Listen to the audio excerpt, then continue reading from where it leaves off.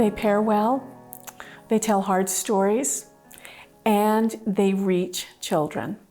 The arts reach children, and the structures in the arts are so inviting. And that's why our NACI program is a part of the BYU Arts Partnership.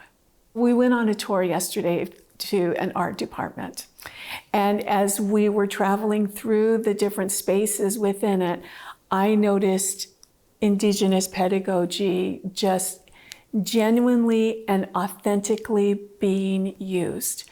We went into an art gallery, and it was a faculty art show. And each of the faculty members was telling a story through their art and through their medium. And it started with maybe their own cultural story, their own historical way, or it was place-based in the environment. We went to another space, and there were students who were doing printmaking. And there was one student who had the same print. There were just so many prints on her table. And we asked her, what are you doing? And she said, I'm trying to get my print to look like this.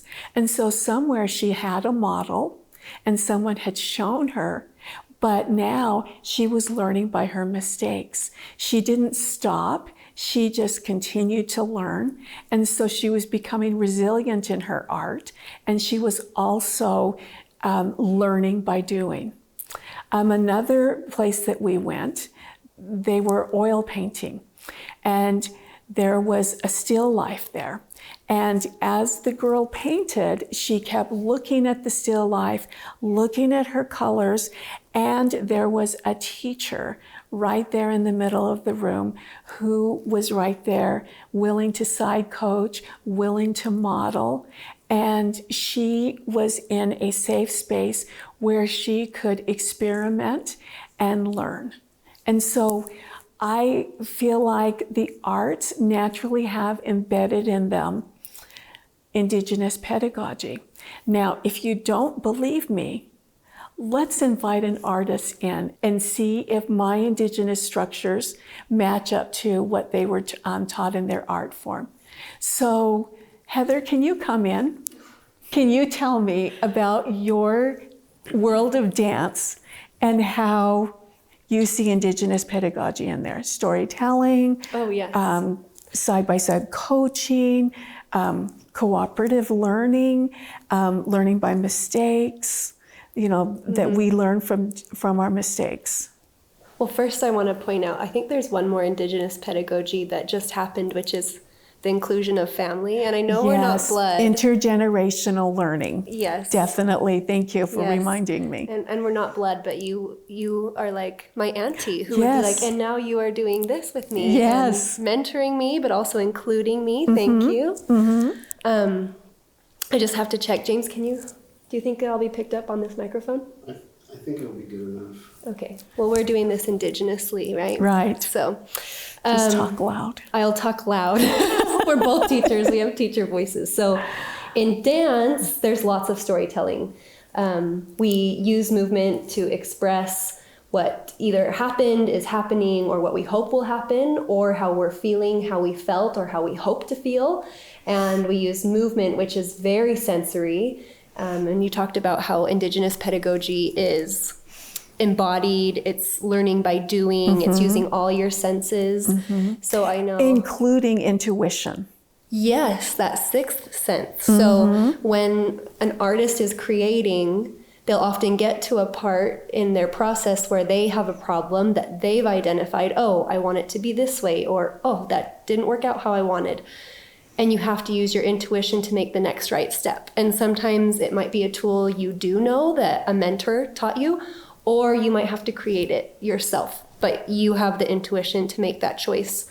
And being able to make choices like that is something you learn as an artist.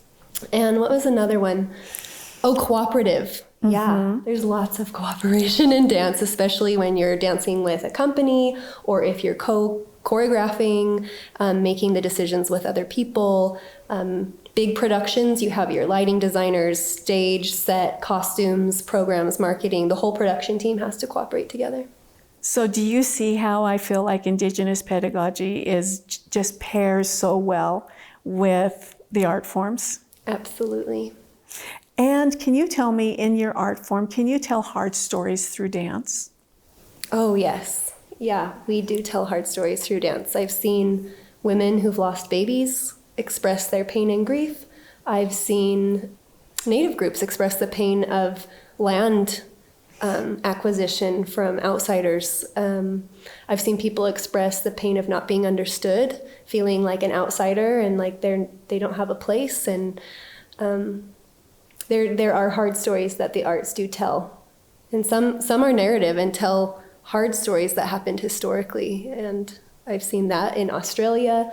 Some Maori people did a dance that seemed, at least from it's all about interpretation too. Right, so they might have right. been having a great time and I thought they were in pain. So who knows? But that's okay, because you have different perspectives there. Yeah. Yeah. Thank you for joining me. Oh, thank you. Our lesson plans are built on indigenous pedagogy paired with the arts, and there are many activities and art experiences that you can use to help your class become more culturally responsive. And you can see them on our website.